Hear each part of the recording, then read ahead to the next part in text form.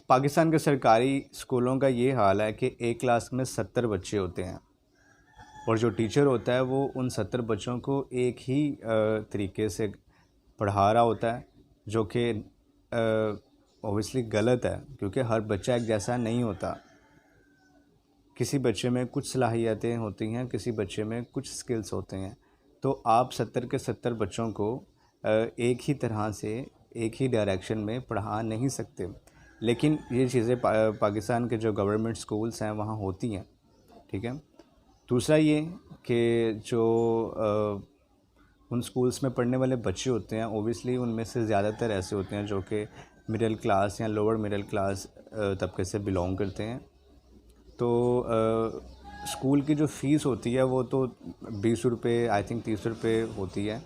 लेकिन इसके अलावा आज अगर कोई गरीब का बच्चा गवर्नमेंट स्कूल जाता है तो दिखाया तो यही जाता है कि उसको सिर्फ 20 रुपये फ़ीस देनी है और आकर पढ़ना है, ठीक है, and it is free of cost. लेकिन असल में ऐसा होता नहीं है। होता कुछ यूँ है कि जब वो कोई भी बच्चा गवर्नमेंट स्कूल जाता है तो जो उसका टीचर होता है, क्लास इंचार्ज होता है, सबसे पहली जो शर्त होती है क्लास में सरवाइव करने के लिए या उस स्कूल में सरवाइव करने के लिए, वो ये होती है कि आपको उस क्लास इंचार्ज की जो आपका टीचर है, क्लास इंचार्ज है, उसकी एकेडमी या उसका जो ट्यूशन सेंटर है उधर आपको दाखिला लेना पड़ेगा और वहाँ आपको पढ़ना पड़ेगा।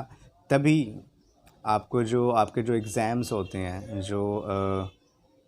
जो स्कूल में होते हैं, जो फर्स्ट टर्म सेकंड टर्म, अगर आपको उसमें कोई पोजीशन लेनी है या इवन पास भी होना है, ठीक है, आपको अच्छे जो पेपर में आने वाले गेस्ट चाहिए तो आपको अपने टीचर या क्लास इंचार्ज की ट्यूशन या एकेडमी में दाखिला लेना पड़ेगा। और अगर आप ऐसा नहीं करते तो आपको क्लास में इतना डिग्रेड किया जाएगा बात बात पर कि आप मजबूर हो जाएंगे स्कूल छोड़ने पर, ठीक है। और इसके बाद बात आ जाती है यूनिफॉर्म पर, ठीक है। और एक बच्चा जो कि गवर्नमेंट स्कूल में सिर्फ इसलिए पढ़ रहा है क्योंकि उसके जो फैमिली है, उसके जो पेरेंट्स हैं वो उसकी एजुकेशन को अफोर्ड नहीं कर सकते, ठीक है। जो पेरेंट्स अपने बच्चे की फ़ीस अफोर्ड नहीं कर सकते वो कभी कभी उनके जो यूनिफॉर्म्स हैं उनको भी अफोर्ड करने में नाकाम रह जाते हैं। किसी स्कूल में किसी गवर्नमेंट ने कोई ऐसा अदारा नहीं बनाया जो इन चीज़ों पर गौर करे कि बहुत से बच्चे सिर्फ़ इसलिए स्कूल छोड़ देते हैं कि उनके पास यूनिफॉर्म्स नहीं होते। बहुत से बच्चे सिर्फ़ इसलिए स्कूल छोड़ देते हैं क्योंकि वो अपने क्लास इंचार्ज की ट्यूशन या एकेडमी में नहीं जा सकते, उसको अफोर्ड नहीं कर सकते क्योंकि जो उनकी फ़ीस होती है वो when I was in government school in my matric, then जब मेरी जो जो ट्यूशन फ़ी थी, then at that time in 2012 that was 1000 rupees. लेकिन उसको अगर आज हम देखें तो मेरे ख्याल से 4-5 हज़ार रुपये एक नॉर्मल बच्चे की 10वीं के बच्चे की फ़ीस होगी, ठीक है, जो उसको चार्ज करते हैं। तो दिखाया यही जा रहा होता है कि जी हम तो, गवर्नमेंट ये दिखा रही होती है कि हम तो 20 रुपये ले रहे हैं। ओबियसली गवर्नमेंट टीचर्स को ये नहीं कह रही कि आप अपने ट्यूशन्स खोलें, लेकिन मसला ये है कि जब उन्होंने खोले हुए हैं तो why don't you take action on that, ठीक है। आप अपने बच्चों को, आप अपने जो स्टूडेंट्स हैं उनको स्कूल में ही सारी वो जो लर्निंग्स क्यों नहीं दे देते जिनके लिए उनको ट्यूशन या एकेडमी जाना पड़ रहा है। और अगर कोई वो अफोर्ड नहीं कर सकता और वो स्कूल छोड़ देता है या अगर वो पढ़ाई से, एजुकेशन से बागी हो जाता है क्योंकि वो अफोर्ड ही नहीं कर पा रहा तो इसके पीछे गलती किसकी है। तो ये वो चीज़ें हैं कि आज गवर्नमेंट स्कूल्स में गरीब का बच्चा नहीं पढ़ सकता क्योंकि वहाँ जो टीचर्स हैं, वहाँ का जो मैनेजमेंट है, और ये सब के सब मिली होती है। बहुत से टीचर्स ऐसे होते हैं जो कि स्कूल आते तो हैं, अटेंडेंस लगाते हैं, ठीक है, रजिस्टर पर जो भी उनके साइन होते हैं, टाइमिंग लिखते हैं अपनी, मैं जितने बजे आया, ठीक है। और उसके बाद उनकी मर्ज़ी होती है वो किसी पीरियड को अटेंड करें या ना करें, घर चले जाएं, ठीक है। कोई पूछने वाला नहीं होता। प्रिंसिपल साहब से उनकी यारी होती है, ठीक है, क्योंकि वही प्रिंसिपल साहब टीचर ही होते हैं जो कि 5 साल 10 साल पहले कभी टीचर एज ए टीचर काम कर रहे होते थे। आज उसी स्कूल में वो